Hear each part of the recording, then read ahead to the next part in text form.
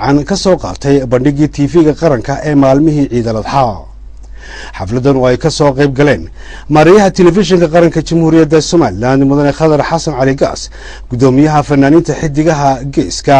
Abwaan Xasan Saleebaan Dhuxul agaasimaha qaybta barnaamijyada telefishinka qaranka Xuseen Cabdulaahi Deeqsi iyo madaxa istuudiyaha telefishinka qaranka Xasan Maxamed Xasan Baanarama ayaa waxa ka qayb galay guud ahaan fanaaniinta loo sameeyay qada sharaftaasi oo ah fanaaniinta xidigaha geeska wasiirka wasaaradda warfaafinta iyo dhaqanka iyo wacyigelinta Jamhuuriyadda Soomaaliland mudane Cabdilaahi Maxamed Daahir Cukusi oo hadal gaaban ka jeediyay qada sharaftaasi kadib ayaa u mahad celiyay fanaaniinta xidigaha geeska asagoo xusay kaalinta ay kaga jiraan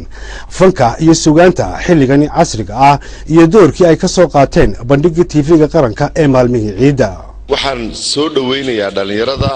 fanaaniinta oo aan mar kale iyaga gaar u leeyahay ciid wanaagsan عشان قدرنا وحنو سميناي هاوشها سيدا ماريو شيء حالة تورا TV-ga مركان داوني أنا جابس أركينا جبوي وحن أركينا dhalinyarada faraha badan leh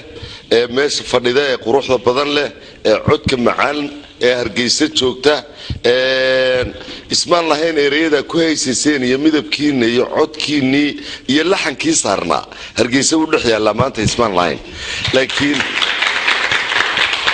qof aanan jeclaysanin kuma jirin qof walba waxaan istirikii hore waan ku iloobayay aad baan mar kale idin soo dhaweynayaa waxay igu dhiiri gelisay inaan qaybtii digitalka ahayd waayo idinka digitala fanaaniintii hore waa soo dhaweynaynaa taariikhdoodan ka raacaynaa waa aragnimadeenu kala hadhaynaa wixii ay doonayeen oo dhan nolosha fanka wax ku kordhinaya waynu ku dhiiri gelinaynaa iyaguna inay halkii ka wadaan idinkuna waxay tihiin qoladan dambe digitalka marka qoladiina digitalkiina adduunkan casriga idinka aynu kaga qayb galaynaa xoogiina dhiigiina iyo codkiina aynu kaga qayb galaynaa dunida dhinaca kalena waxa isaguna mahadnaq u jeediyay fanaaniinta xidigaha geeska maarayaha telefishinka qaranka mudane Khadar Xasan Cali Gaas waxaanu yiri telefishinku waa telefishin ay qaranku leeyahay aad qayb ka tihiin marka ha u arkina mid la idinka xigsanayo ama cid kale soo dhaweysanaya waa mid u dhaxa fanaaniinta waliba dadka daadayr wan dhiiri gelinayna oo soo dhaweynayna waxaan idinku yeernay maanta in hawshi fiicneed ee codsigeeda idinka codsanay ee waliba naga ajiibteen idinkoon si waxba nagu xidhin inaan idinka mahad celino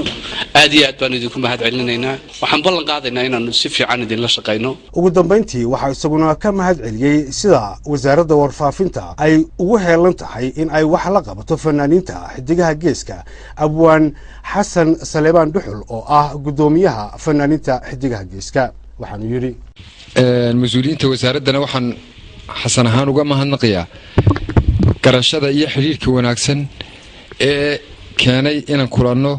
isla markaana in hawshii xalay la qabtay ay guulahay in isla faano anaga intaas horta nagu filan bini aadamka xurmaynta deeqda intii wayna deeqday wasiir ahaan iyo mas'uuliyiin ahaanba waan idin mahadnaqanaa haddaan ku hadlayo afka fanaaniinta xidigaha geeska